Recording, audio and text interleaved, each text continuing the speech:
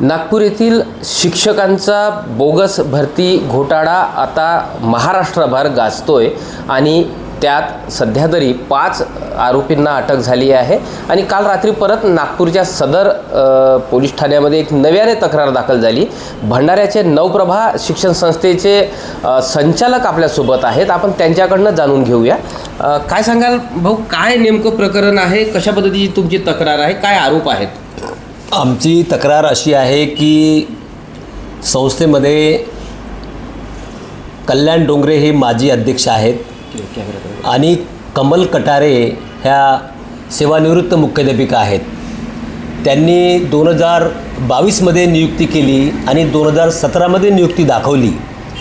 या प्रकरणामध्ये नियुक्ती करताना 2017चे पेपर जोडले, त्याच्या ठरावामध्ये खोडतोड केली। आम्ही 3 लोकांना जेव्हा एकत्र असताना 3 लोकांची नियुक्ती केली, त्याच ठरावामध्ये यांनी 2 लोकांचे नाव टाकले। ते नाव असे आहेत, सुरेश चैत्राम पटले आणि कुमारी ईशा सदानंद आगाशे। या 2 लोकांची ठरावामध्ये नाव टाकून त्यांचे बोगस सगळे प्रस्ताव बनवले आणि ते शिक्षण उपसंचालक ऑफिसमध्ये पाठवून त्यांच्यावर मान्यता देखील मिळवली। याची तक्रार आम्ही याच्यामध्ये 21/12/2024ला ही आम्ही तक्रार उपसंचालक ऑफिस नागपूरला केली, तशीच पोलीस स्टेशनलासुद्धा केली। या प्रकरणामध्ये 2017मध्ये जी नियुक्ती केली त्या नियुक्तीमध्ये 2017मध्ये कटारे मॅडम ह्या कांद्रीमध्ये रुजू होत्या, पण त्या वरठी त्यांना रुजू दाखवलं आणि ठरावामध्ये त्या सचिव म्हणून त्यांनी सही केलं। दोन्ही ठराव, जेव्हा कांदीचा ठराव घेतला गेला तेव्हाही त्या सचिव म्हणून आहेत आणि वरठीमध्ये ठराव घेतला तेव्हाही त्या सचिव म्हणून आहेत। तर या दोन्ही शाळेमध्ये 2017मध्ये जे ठराव घेतले गेले हे ठराव चुकीचे आहेत, कारण दोन्ही शाळेमध्ये त्या सचिव म्हणून कशा राहू शकतात, हा आमचा आरोप आहे। दुसरी गोष्ट, त्या ठरावामध्ये त्यांनी करताना एक अशी चूक केली की एक पूर्वी त्याच्या अगोदर दिगंबर राठोड हे मुख्याध्यापक होते आणि त्यानंतर कटारे मॅडम ह्या मुख्याध्यापिका आहेत। तर कटारे मॅडमची यांची वरठी येथे बदली 26/2019ला झाली आणि त्या 2017मध्ये कसं काय रुजू करून घेतलं त्यांनी। या दोन्ही शिक्षकांना 2017मध्ये रुजू दाखवलं आणि 2022मध्ये सुद्धा रुजू दाखवलं। तर नेमक्या रुजू केव्हा झाल्या, 2017 की 2022? याबाबत शिक्षणाधिकारी माध्यमिकांनी आपला अहवाल दिला, तो अहवालसुद्धा त्यांच्या स्पष्ट त्यांच्या बाजूने नसून त्यांच्या विरोधात गेलेला आहे। त्या याच्या अहवालामध्ये त्यांनी म्हटलेलं आहे की कटारे मॅडम ह्या तपासामध्ये सहकार्य करत नाही किंवा त्यांची 17मधली कोणतीही कागदपत्रे आढळली नाही, ही सत्यता त्यांनी आपल्या अहवालामध्ये दिलेली आहे। भाऊ, या संदर्भामध्ये तुम्ही पोलिसात तक्रार दाखल केलेली होती का? काय त्यानंतर तुम्हाला प्रतिसाद मिळाला पोलिसांकडनं? मी दीपक पाटील वरठी पोलीस स्टेशनचे निरीक्षक यांच्याकडे तक्रार दाखल केली।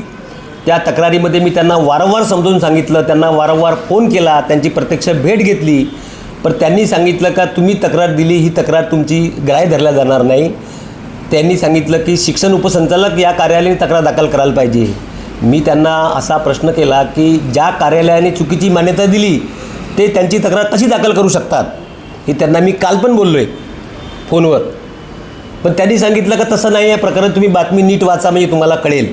पण त्यांनी असं आपण त्याला काय म्हणू की वेळ काढू धोरण अवलंबिलं आणि त्यांनी तक्रार दाखल करून घेतली नाही। आपण असं म्हणू शकतो की त्यावेळेस जर तक्रार दाखल करून घेतली असती तर हे प्रकरण मागील काही महिन्यापूर्वीच हे उघड झालं असतं। नक्की हे तक्रार दाखल करण्याच्या स्थानी साधी चौकशीसुद्धा केली नाही। आम्ही त्यांना सांगितलं की तुम्ही मुख्याध्यापिका कटारे यांना बोलवा आणि त्यांना चौकशी दरम्यान समजा त्यांना विचारपूस केल्या, त्या सगळी हकीकत ते तुम्हाला सांगतील आणि सत्य बाहेर येईल, पण त्यांनी तसं केलं नाही। तुमच्या शाळा जे अल्पसंख्याक नाही, अल्पसंख्याक दाखवण्यात आलं, काय हे नेमकं प्रकरण आहे? यात कोण दोषी असेल असं तुम्हाला वाटतं? हे बघा, बिगर अल्पसंख्याक शाळेमध्ये नियुक्त्या करता येत नाही, त्या पवित्र पोर्टलनी करता येतात, पण अल्पसंख्याक शाळेमध्ये नियुक्त्या करता येतात। माधुरी मॅडम ज्या शिक्षण राज्य मंडळाच्या ज्या अध्यक्ष आहेत, माधुरी सावरकर, या मॅडमनी आमची संस्थाच अल्पसंख्याक करून टाकली, हे पण आम्हाला माहीत नाही आहे। त्यांनी सांगितलं आम्हाला, त्यांनी दाखवून दिलं की तुमची संस्था अल्पसंख्याक आहे। एवढा मोठा घोड, जेव्हा की हे साधक प्रकरण नाही, संस्था बिगर अल्पसंख्याक आणि अल्पसंख्याक, पण त्यांनी आमची संस्थाच अल्पसंख्याक करून टाकली, म्हणून त्या प्रकरणामध्ये माधुरी सावरकरला सुद्धा अटक झाली पाहिजे. आणि बोगस कागदपत्राच्या आधारे बोगस कागदपत्राच्या आधारे ज्यांनी नियुक्ती केली त्या मुख्याध्यापिका कटारे मॅडम, माजी अध्यक्ष कल्याण डोंगरे आणि ज्यांनी मान्यता दिली त्या वैशाली जामदार, शिक्षण उपसंचालक तत्कालीनचे, या तिघांनाही अटक झाली पाहिजे अशी आमची मागणी आहे. एकंदरीतच हे शिक्षण घोटाळा जो हा फार मोठ्या प्रमाणात व्याप्ती याची वाढताना दिसते आणि दिवसागणिक एक नवनवीन इथे खुलासे, नवनवीन प्रकरण बाहेर येत आहे आणि खरोखरच या प्रकरणाचं गांभीर्याने चौकशी केल्यास मोठे मासे अनेक लोक कारागृहाची हवा खाऊ शकतात असं नवप्रभाचे संचालक हेमंत बांडेबुचे यांनी वर्तविलेली आहे. प्रशांत देसाई, ABP माझा, भंडारा. ABP माझा, उघडा डोळे बघा नीट.